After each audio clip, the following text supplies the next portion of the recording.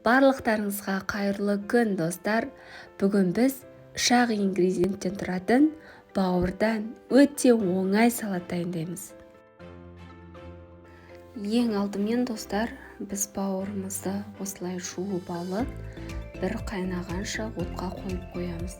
Қайнап шыққан соң осылай көбігін аламыз. Сосын, достар, тұз салуды ұмытпаймыз. Тұз дәмін кіргізеді. Бауыр тез пісетін болғандықтан менің бауырым 20 минутта пісіп қалды.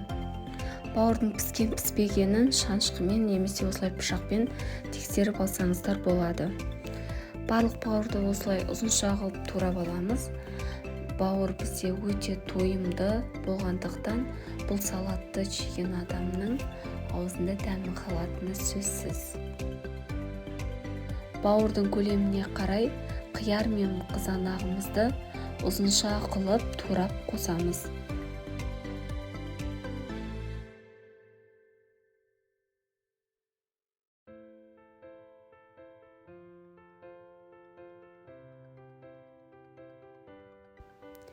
Достар, қызанақтың ішіндегі жұмсақ етін алып тастаймыз. Сыртын осылай ұзынша қылып турап салатымызға қосамыз.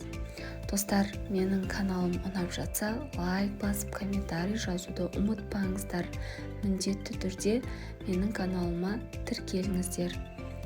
Және де осылай дәміне қарай тұзымызды қосып, үстіне майонезімізді қосамыз.